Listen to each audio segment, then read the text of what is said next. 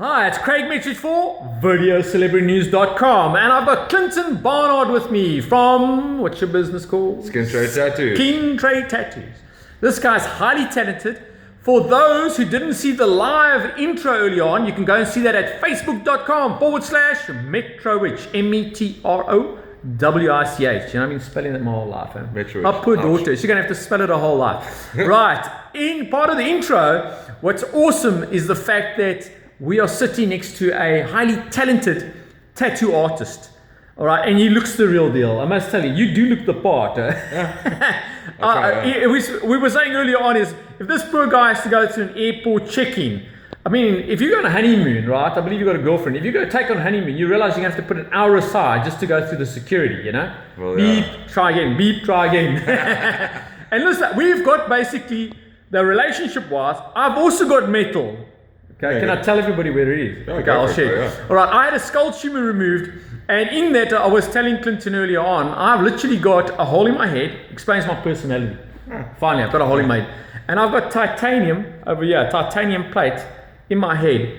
So I'm definitely not anti-metal whatsoever, because it literally saved my life. But that's the thing, is people have been modifying themselves for years. Correct. All sorts of strange reasons. Correct. Yeah. If you go to the history of tattoos, something that I was just doing a bit of research before I met you, is it goes back hundreds of years, and it's had highs, lows, there's been prejudices, there's been wars, there's been a whole lot of things linked to it. Well, like any belief, people do it and people don't do it, and people that don't do it don't like the people that do it. And yeah, correct. But There's differences between opinions of what is good and what is right and what is wrong and what's fashionable, eh? Absolutely, and at the same time, I mean, you know, it's always been there. Like, correct. Every single culture, no one can be like, we started tattooing, we were the ones that found it. Because those guys are doing it too. Everyone's been doing it. In actual, if you look at, for example, the Polynesians, just to bring in some of the history, and you look at the New Zealanders, and you look at the Maoris, and the Japanese, and the Vikings. I mean, everybody at some stage in their history did apply the tattoo side. Well, that's it. Yeah, it's like some guy was like, "Hey, I should mark myself,"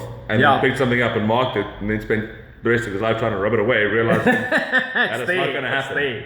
Like, there it is. Yeah, there it is. Clinton, just some questions, right, for our audience. Let's just set the tone.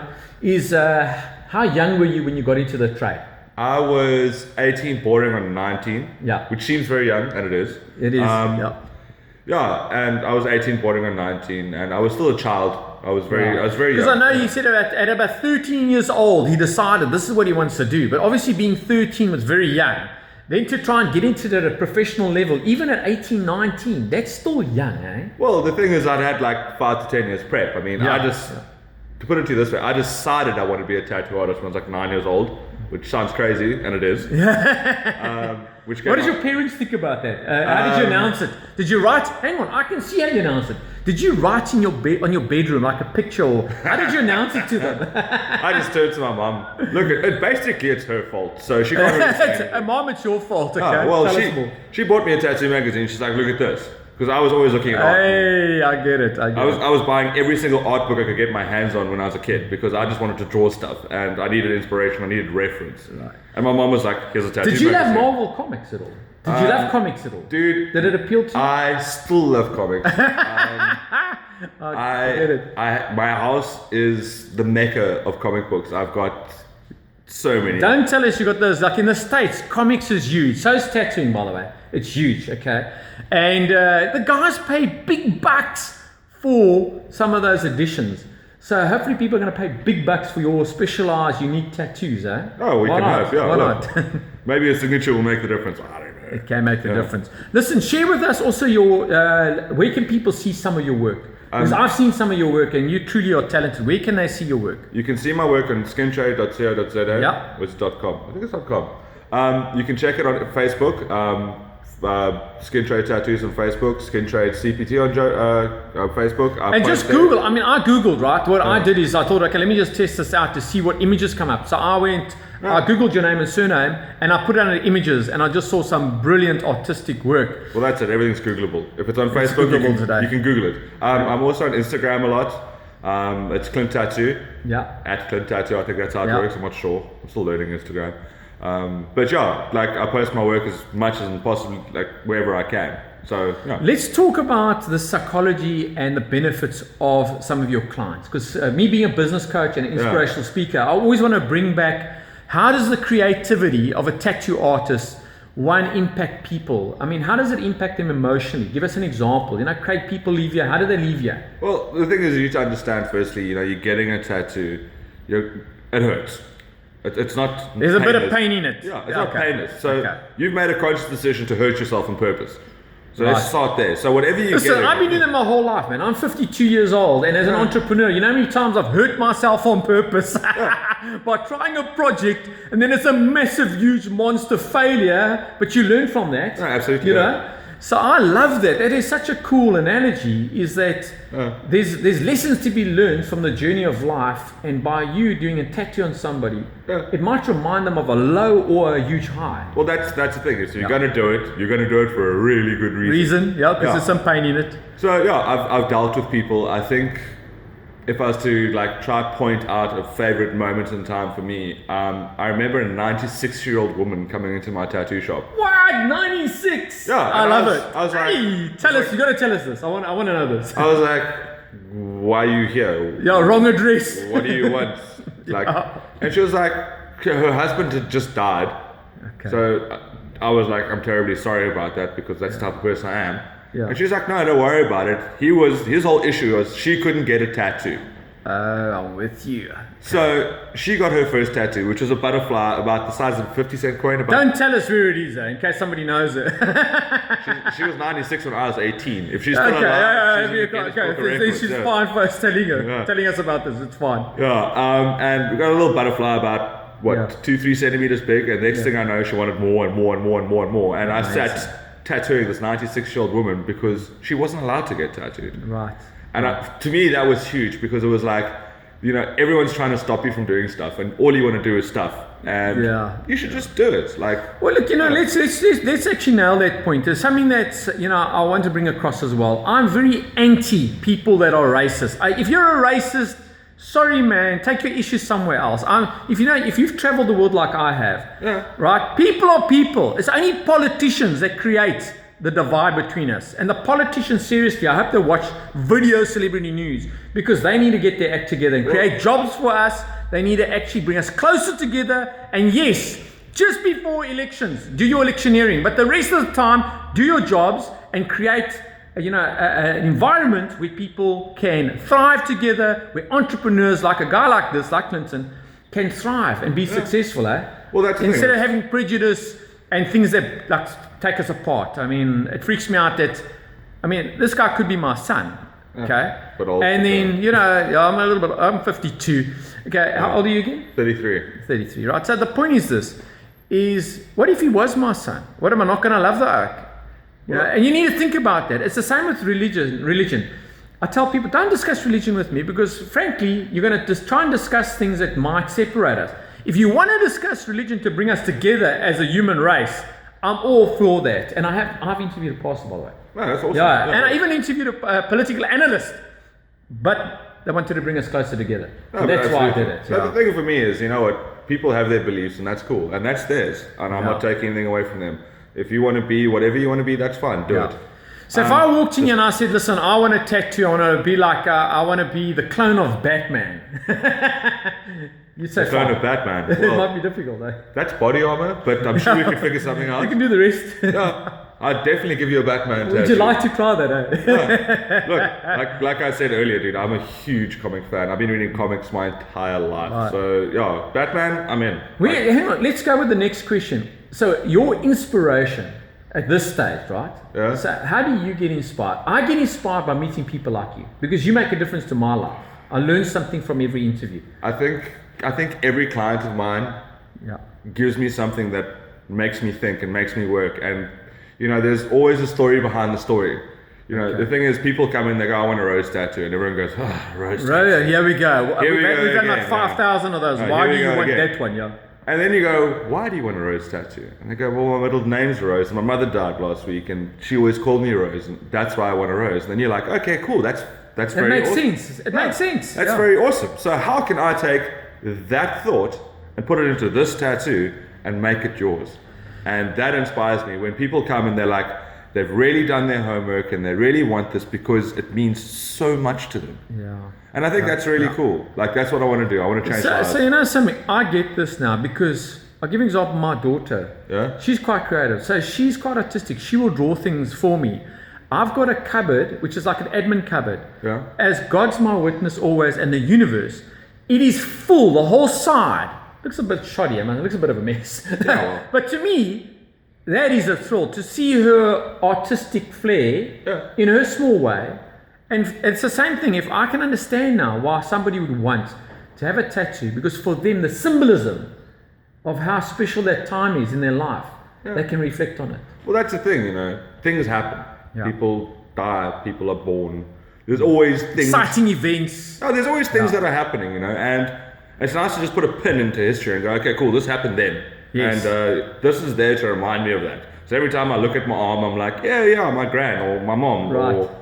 So the symbolism around it is not just to do with the visual imagery, it impacts on people's well-being. Well, yeah, that's the thing. Do you make, hang on, here's the question. I try and make people happy by inspire them. Yeah. So you artistically, are you also trying to make people happy? Yeah, absolutely. As your focus? I think a lot of my career is making people happy. I want to make people happy all the time. I'm a people pleaser. I always have been. I like it when people are happy. It makes me feel better about myself. So a lot of my work is trying to help people and, you know, not tell them what to do, but guide them in a good direction so that they get the best product. So that they're still happy with me 5 years from now. So from a business point of view, I'm going to summarize the business stuff I'm getting out of this, right? For a business audience that would watch this. So think about it. You've got to have product. Yes or no? Just say, product. You've got to have skills. Yes. You've got to lift your game because it's competitive. Oh, yeah. Yeah. You've got to have the right equipment. Yeah, absolutely. There's new technology coming out all the time. Yes. Yeah. And you still got to retain that absolute passion. Oh, that's it. The thing, I'll basically re-summarize it back for you. Go for it. The thing is, you need to keep abreast of the skills because there's new people pitching up all the time. That said, though, you got Popo sitting on an island with a sharpened stick who's doing a better job than you. That's a sad you might have all the latest technology in the world, and that person just got. Yeah, I get it. That's just the reality of life. That's the world you live in. I'm constantly checking out everyone else's work so I can. You can learn from learn from them. Yeah. The thing is, art is taking yourself and putting it in a box, and real art is opening the box and seeing that there's a world around you. Correct. Looking at everyone else and seeing what they're doing and stealing little bits. Yeah. Until you come up with your own interesting creative product. Yeah. So it's a lot about looking at different art. You know, I mean, it's something that I'd like to bring across as well. This is why when I first met you, I felt your energy, because if you have that authentic self-confidence, that we're mature enough to learn from everybody else. I'm mature enough to learn from all my competitors. Yeah. But I'm also smart enough to know that if I clone them, I'm going to be average. Well, but if I show the uniqueness and authenticity, I'm going to be comfortable in my own skin. Well, that's how you shine. My thing is first of all, I congratulate everyone on their victories, whether it's mine or not, whether I gain anything out of it or not. If you've done well, you've done well. Whether you're a businessman or a tattoo artist or whatever, I don't care. Yeah. If you've done something right, I will congratulate you on it. Yeah. But I'll also learn from it. And I will take little bits of it. Some of the greatest lessons I've learned in tattooing weren't from tattoo artists. They're from people I met that were like, have you thought about doing this? Why don't you do that? Excellent. So the interaction and the feedback from your clients takes you to another level each time. Well, the thing is, you have to, because, tattoo artistry is not painting. In painting, you get to sit down and you go, I'm going to draw wildebeest. And you draw wildebeest. Yes. And you take said wildebeest to place and you go, how much will you give me for said wildebeest? And they go, 500 rand. Yeah. My job, people come to me, they go, I want a dandelion. And you go, I've never drawn a dandelion. I love it. Yeah. So, okay, well, let's go Google a dandelion. So I can get it. Yeah. Then you go and you Google a dandelion, and then you see a picture of a dandelion. You go, well, that's a terrible drawing of a dandelion. And now you've got to interpret from them. Yeah. In actual fact, they almost give you like a creative brief. Yeah, well, that's and then you are then going to apply all your skills so that the end result is customer satisfaction. Well, my Google search history looks ridiculous. because I'm one of those people. I go like, okay, cool. I've never drawn a dandelion. What is a dandelion? And then I'll research the stem of dandelion. All the different elements of it. Yeah. So what was there's another question just to get to the culmination. What would be like a mountaineer? Mount Everest would be the culmination of their career. Climbing Mount Everest, getting on the top, getting back down, and stating that. What was one of the most challenging tattoos you've ever had to create? Technically, artistically, something that you sat back and said, yo, that was massive. I think for me, it's always the last tattoo I did, because I always put 100% of myself into all my work. Yeah. So I'm always trying to better myself. So you sound Japanese, The Japanese ethos is just do a bit better each time, even a little bit, because the compound of that gives you a phenomenal world-class result. Well, that's the thing, is like, so for me, every tattoo, if anyone asks me what my best tattoo is or what was my most difficult tattoo, it was the last tattoo I did. Okay. That's not to say my other work's not. Listen, my sales staff that watch this, I do a lot of sales coaching workshops. And they'll tell you, it's like my boss said, last month is last month, you got to start again. Yeah. And interesting enough, even in your business, you literally got to go, hey, that was a phenomenal job, but the next client is here, and now I've got to lift my game again to give the best result. Well, that's the thing, is like, for me, I put all myself into my work, whether I'm doing a little name or whether I'm doing a portrait of someone's face. I always try and do my best. So I don't really have a. So you've got pride in what you're doing. Well, yes, I live in Durban. Yeah. All right, so we're going to wrap up now. I'm always worried about time as far as the time that we're running into. Clinton, anything to add as a leave behind? What have you learned in this journey of being? So let me set the tone. There's a young person watching this. The parents are watching this. Has it all been worthwhile? That's my question. Being a tattoo artist with all the highs, the lows, the excitement, has it been worthwhile? I would say for me it has been worthwhile. I'm not saying that it is the greatest path to take. I mean, there's been a lot of pain. Yeah. It's not the easiest career path to take. Yeah, I've scraped my shins trying to climb the ladder. Like, I really have. Yes. Am I where I want to be? No. If I was, I'd probably be dead, because then I've reached my goal. Yeah. There's always a new goal to reach. Yeah. For me, it is worth it. I live in Durban tattooing. You always want to level up, and that's what I appreciate with even your career path is how do you do something the next time that much better. All right, my name is Craig Metrowich, and this is for videocelebritynews.com, and I'm going to wrap up by saying the positive, inspirational words: share the light, share the love, share the good news. Thank you.